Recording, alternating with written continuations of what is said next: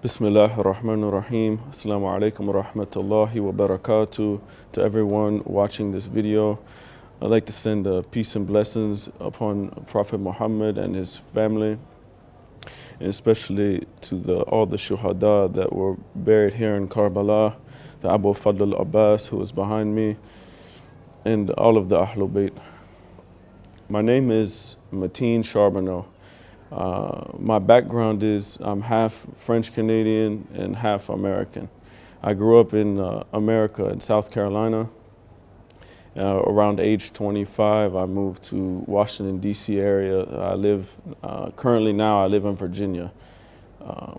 As for my job, I work with disabled people, mentally disabled people or other people who have handicaps. We help them get to where they need to go, to their doctor appointments or to their group therapy. So I work in transportation.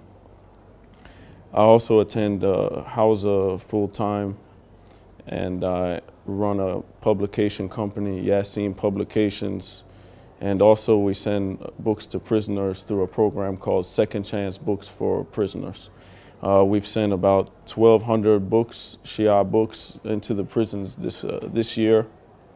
And a lot of people have been writing back. It's a lot of good feedback. They write back asking questions. Some people write us as Sunnis, and then next month they write us and say they've converted to the path of Ahlul Bayt, alhamdulillah. And this is what I spend my free time doing. It's for my family. I'm married. I have 2 small sons, Ali and Zakaria. This is my second time coming to Ziyarat.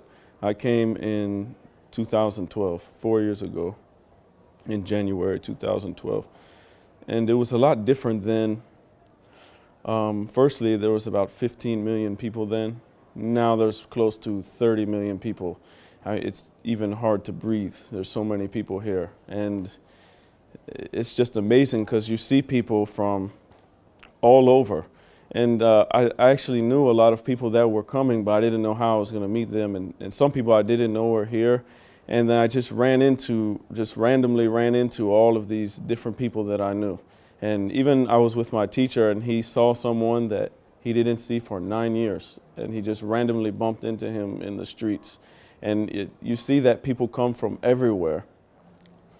When we were walking, I saw mawqibs, or the stations where they provide services for the pilgrims, either food or place to sleep.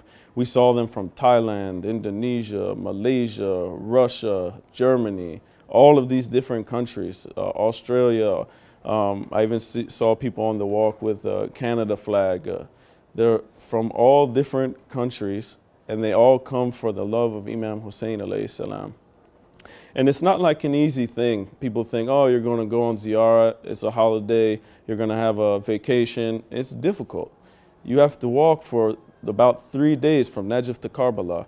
And just to give you an example, one day it was about 90 degrees Fahrenheit in the afternoon. I got sunburned, and my whole face was red, and it was painful. I had to stop. We had to start walking at night. So at nighttime, it got really windy. And then it was about 33, 40 degrees Fahrenheit. So it's almost freezing at nighttime.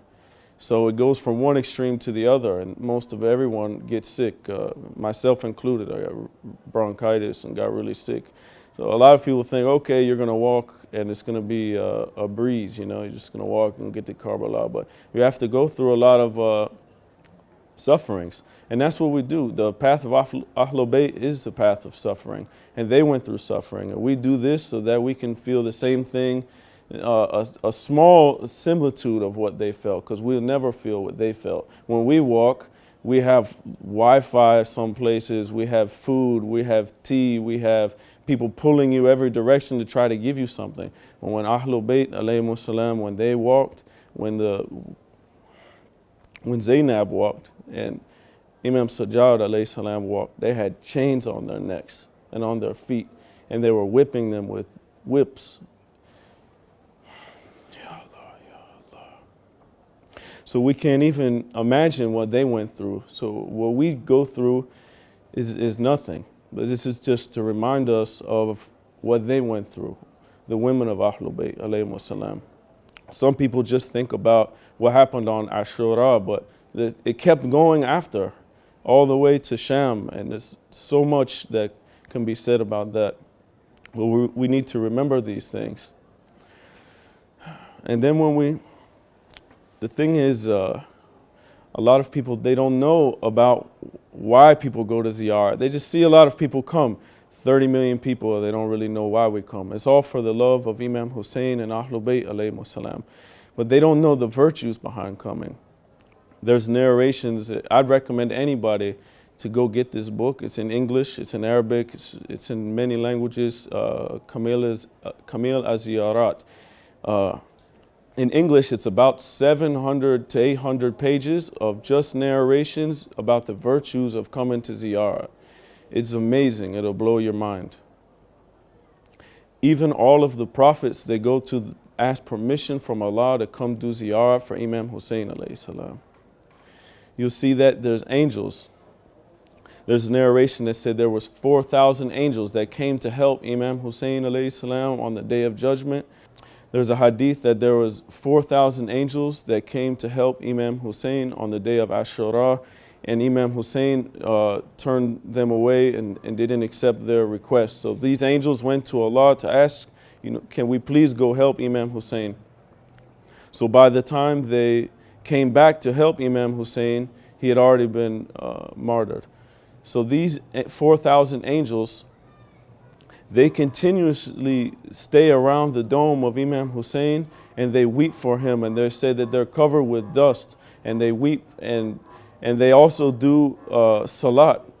And these salat, one salat that they do is equal to all the salat of all mankind. And these reward and thawab that these angels get for this just one salat, and they continuously do these. The thawab, the reward, it goes to the pilgrims of Imam Hussein. These angels seek forgiveness for the visitors of Imam Hussein. The Imam Baqir alayhi salam said that if a person knew what the reward was for visiting Imam Hussein, his soul would leave his body out of remorse and out of yearning to go. They would wish that they would be cut into pieces just to come here. They would sell everything they had, everything, to come here. And some of us, in the States or in the West or anywhere, we're living comfortably. We get money, and we don't even think about coming here. We say, oh, we're going to go to the islands for vacation, but or we're going to go to this place or that place, but we don't even think about coming here. It's because we don't know the rewards of coming here. We should strive to come here, and at least once in your life, or as many times as you can, but at least come here one time and experience it and see that the love of these people have, and see the atmosphere that's around, and come visit Imam Hussein and Abu Fadl al-Abbas and thank them for what they did for you, because you wouldn't have religion if it wasn't for them. For their sacrifice, you wouldn't have anything right now. You wouldn't even know what salat is, because Yazid la'natullah alayhi was trying to abolish all of these things. So we wouldn't even have what we had. And if we think about Abu Fadl al-Abbas, who's behind me, he was so loyal to Imam Hussein, he even gave his own hands. Well, what do we give to Imam Hussein? Some of us, we don't give anything. We need to look at what we have and what we can give to Imam Hussein in his service, and see what we can do. What talents do we have? What can we use in our lives to benefit their cause? And when we look at over to this side that have Tala Zainabiyya, it's the hill of Zainab, and we can see that, think back, and Zainab was watching everything from this hill when Imam Hussein was killed and Abu Fadl al-Abbas was killed in these places. You can picture how from that hill, you can see both of these places. So she saw what happened. And when we come here, we see these places on what happened. But let's look at what Zainab did. What did Zainab do when she saw that these things happened? Did she just give up and say, okay, it was too much, I just give up because my brothers were killed? No, she carried on and kept teaching people about the path of Ahlul Bayt. She kept the morning rituals. She established the majalis. She established the remembrance. She kept their name alive. All of these things that she did. So when we look at it and we come here and we see the shrines, what are we going to do to keep the name of Imam Hussein alive? And this is what we should think of, inshallah. There's an atmosphere here that you can't feel anywhere else. People do majalis in their house or in masjid in America or in Canada or England, anywhere you might be in the world, Australia. And we do majalis there. And we do it there because we can't be here. We all wish we could be here and do it here. So there's an atmosphere here that it can't be described. But when you come here, when you enter in the shrine, you see a lot of different things happening at different times. You see some people making their salat.